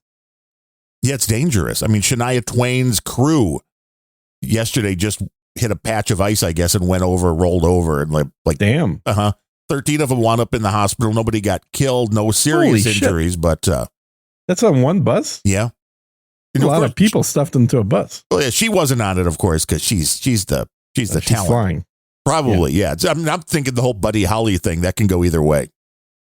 But the roads in Canada, I'm like, oh, they're already this bad. It's only November, and I guess then, like you said, it's Canada. Winter started July 5th or something. Yeah, you get a good 8 months of winter. But it's like that's where the kid's from, and I guess he has a cousin who is 14 or 15 now that is breaking all the records he had a couple of years ago when he was at that level. So the family obviously is a hockey family. But it's an interesting thing because watching sports when you don't expect the team that you're rooting for to win is a much more enjoyable experience. Say that again, when you're watching sports and you don't expect them to win? Yes. I mean, like, I know that this kid is good. They have a few good players on the team, but it's a very low expectation. You're not expecting them to make the postseason. You're definitely not expecting them to win a championship this year. So you're just kind of watching for those moments of greatness, those things that'll happen in a game. Somebody gets a hat trick. Somebody does, the impossible. Like the other day, the goalie for the Blackhawks just kind of went flying through the air to make a save. And it's like, damn, that's fairly impressive. That's fun to watch. Yeah. But when you don't have that, wow, damn, we lost.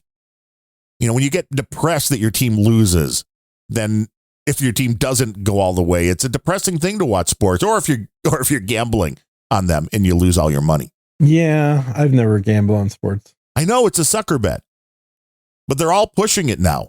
I mean, in the Direct TV, because I just steal my parents' Direct TV. They have Direct TV. Of course you do. And there's a Roku thing, an app, whatever they call it on Roku channel. Mm-hmm. So I can watch anything live on Direct TV that my parents subscribe to, because they never use the app or the shit like that. And while watching the Blackhawks, I hit the one button the other day, and it brought me to a screen that was showing the up-to-date, up-to-the-minute odds on the game. I'm like, wow. It's that ingrained. It's like, that's the main reason for sports now. Uh-huh. And there you go, the Blackhawk jersey. I've got a few of them. I contend that's an Adidas Blackhawk jersey. It is one of the most beautiful sweaters in hockey, let me tell you. Mm-hmm. Mm-hmm. One of the most... $180. Damn. I mean, the real ones, when I checked a few years ago, were like $400. What do you mean the real ones? The real jerseys, the official jerseys that they wear. This is the official jersey. There are replica versions that they make, the same company makes, as opposed... Now, I mean, I don't know why people would necessarily want the actual jerseys, because there are things put into there that you don't need if you're not actually playing hockey. There's extra things to account for the padding and everything else that, unless you're really into it going to the games, you don't need that extra, shoulder room for...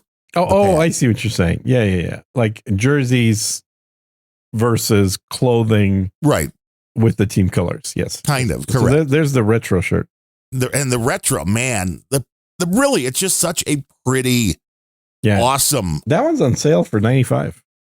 When was a big deal. They half did one price, literally half price. Yeah, they're beautiful too, and the Hawks are going, man. They're going to move in the right direction, and they are one of the teams that was gone after by the crazy leftists who were like, yeah, well, that's because they're racist. You can't have that, man. You can't have Blackhawks. No, that's racist.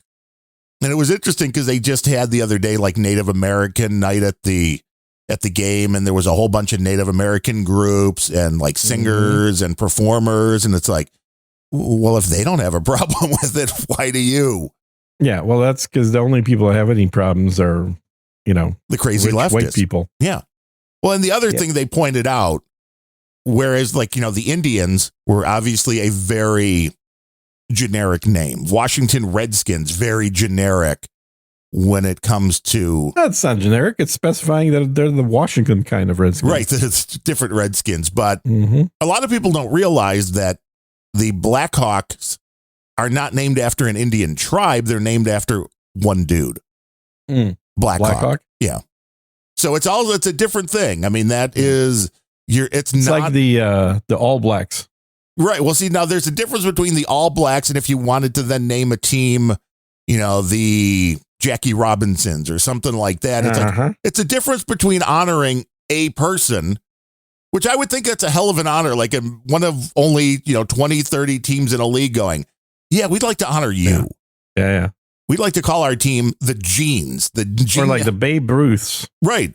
And everyone's got to be at least 10 pounds overweight. Well, maybe 20 or 30. Or 20, yeah, maybe. You got to carry a big stick. Now, that's my favorite Blackhawk shirt right there. That looks like a nightshirt or something you might tuck yourself in with. It's very nice looking. It's a nice stripe. Looks like one of those shiny wicking fabrics. Yeah. This looks like one of those, like a baseball warm-up jersey, but with it's definitely a warm-up shirt, yeah. With the Blackhawk logo on it. And it is, I mean, it's a beautiful logo. Yeah. And I never, as a kid, it's an expensive logo. It requires 4 Pantones. Oh, yeah. Yeah. Growing up, I never looked at that was like, wow, that's horrible, or that's racist, or that is somehow demeaning to what it's representing. Yeah. Which is what I don't understand. It's like, if you're a Native American, if the Cleveland Indians are doing things to support your heritage, why is it bad that they're called, the Indians? Again, it's not like people are walking around in blackface or something like that and making some fun are, of, or Justin Trudeau. Well, of course, yeah. I mean, that's Canada, though. That's Canada, yeah. That's why. Well, and like the Minneapolis team, Minneapolis used to have the North Stars, which became the Dallas Stars. And it was funny because when I moved to Dallas, my house was like half a mile from their facility. So I just always said, well, I just followed the Stars down. But, I enjoyed that, watching the North Stars back in the day. And this came up in my latest edition of Random Thoughts, RANDUMB, thoughts.com. Good show. The Amazon was under fire because they had a soccer game where I think it was the French crowds were yelling anti-something slurs, anti-gay slurs, something, whatever it was. Mm-hmm. And they were being sued because how dare you let that. They're like, we understand, okay, you can't do anything live, but then you made it available for streaming, so now you're responsible. And I'm like, I remember back in the day, I always enjoyed going to see it had to be early 80s, correct? You'll probably know, because it was Dino Ciccarelli playing for the Minnesota North Stars. Yep.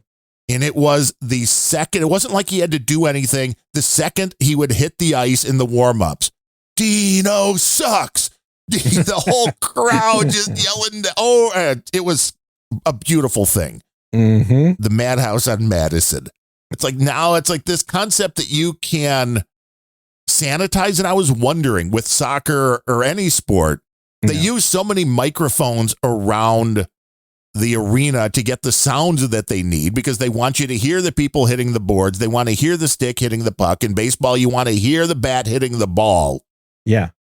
How do you remove if a stadium decides to chant something that you don't want to hear in the broadcast?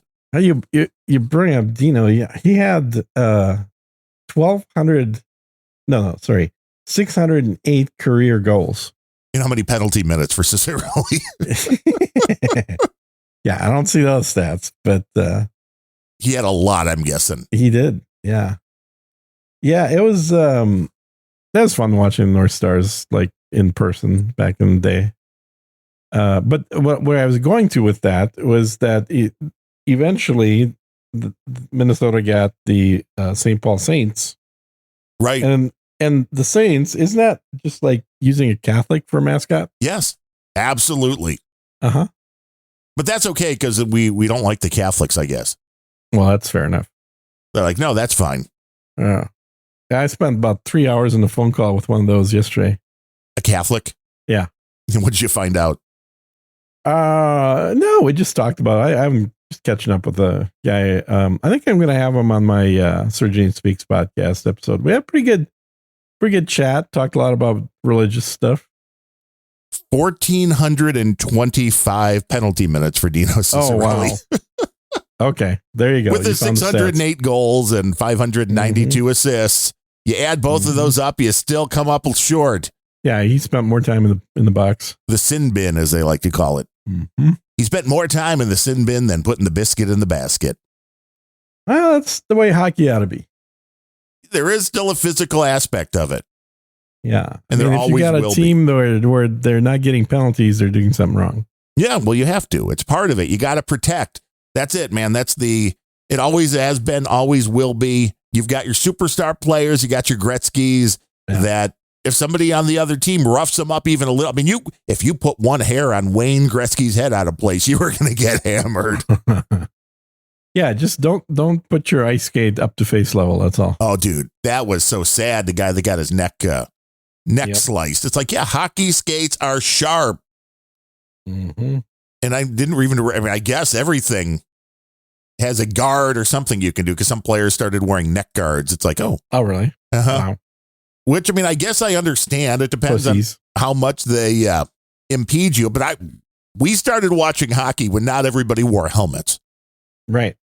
Which now it would be like, oh my God, those barbarians. Mm-hmm. Like, no, it's just the way it was. Dude, look at football uniforms from the 50s. Uh-huh. Yeah, I mean, the helmets that they were wearing then were not going to do much to help them. Nothing they were wearing was going to do much. Like leather pads. And the case can be made, and it has been between rugby and American football. Yeah, rugby is way safer. Well, there's way less head injuries because they don't wear helmets, and they then don't use. Once they started using helmets in the NFL to ram. The guys started using their heads as a battering ram, and that's not a good idea. Yep. You literally have guys that are hitting their heads against each other at 20 plus miles an hour. And then you wonder why they have brain damage. Nobody down wonders. The road. Literally nobody wonders that. Everybody just nods their heads going, yep. But we allow it to keep going on because it's football. Yeah, it's a gladiator sport. And they get paid well. And they do. And if you really, as long as the players know what they're in for, and there was a guy that used to do sports here on Channel 7, ABC, Mike Adamley, who was an ex-Bears player. And was great, was a great broadcaster. And by the time he was in his early 50s, the dementia caused from the football playing made it so he couldn't work. And I mean, he just deteriorated fairly quickly. You ever watch Ballers? Ballers? I don't think so. The Dwayne The Rock Johnson there. It's, I think they did about 3 seasons, but it was on HBO or maybe Showtime or something. But basically, Dwayne played a football player turned agent, and of course they had that. I mean, it was a double meaning, right? So ballers is in living the high life, but also as in a football player. Yeah. But pretty interesting show. I mean, it had all the usual like hot babes and stuff that you would expect from people with money. Well, and that's it. And you're like, do you want to trade that away? Even if you know there's a 50% chance by the time you're 60, you're going to pretty much be a vegetable. Is it worth it to become famous? And that was to make one of the money? topics that they you had the wives it's like the girlfriends doing everything they can to get hitched. And then once they're hitched, trying to explain to their husband that you need to stop playing because you're killing your brain. It's like, this is literally why you married me. Yes, because I was a football player. Right, because I got the money, because I got the fame. It's part of the trade-off. Yeah. And as long as people know what they're doing, that's what a free That's society one game I allows never you played. to do. Never played football. No, I haven't. I never did either. I never found it all that interesting. And I know a lot of people are like, no, love football. I was always baseball and hockey and not even basketball. I like college basketball for a while, never watched pro. Even when the Bulls went on their 6th championship run, never watched. Bulls. I appreciate Michael Jordan and the skill that he brought, but just wasn't exciting. And here's the sad thing. I hate being a bandwagon jumper. So even though I was a Blackhawk fan my whole life, I stopped watching them about the time I started dating my wife. I mean, we went to a few games, and by 1990 or so, maybe 92, wasn't paying much attention to the Blackhawks. So when Patrick Kane and Taze came and they won all those championships, I couldn't watch. I felt like I don't want to be the guy who starts watching when they're winning. So that's why I jumped on now. They're back at the bottom. It's the run that's exciting. It's that run, watching it go from bad. It is. Gus, gets boring when your team is like consistently in 3rd or 4th place. Yes. That's the worst. Like if they're in 1st place, okay, that's still exciting. But when they're real close to top, but not quite there, every year you're like, well, are they going to fuck it up again? Yep, they're going to fuck it up again. Right, they are. Because it's always within the grasp. It's always within reach, and they always fuck it up. And that's very different from a team that's consistently at the bottom of the pile. The real underdogs. Those are actually more fun to watch. I agree with you, because you're like, oh, holy shit, it's a miracle. Yes, we won a game? Really? It's a streak now. Let's call it. Hey, it's the way I feel. We won one. It's the way I feel anytime we get a donation to this show. Oh, that's right. That's kind of what it is. Yeah. It's a miracle. That's what it is. But inflation's running at about 30%. So people's disposable income is not where it used to be. So they should donate 30% more to offset. Yeah, they really should. I know. Come on, guys, get on it. Yeah. I mean, like, it's like your money goes not nearly as far on everything else, but our money goes even less far because we have less of it coming in.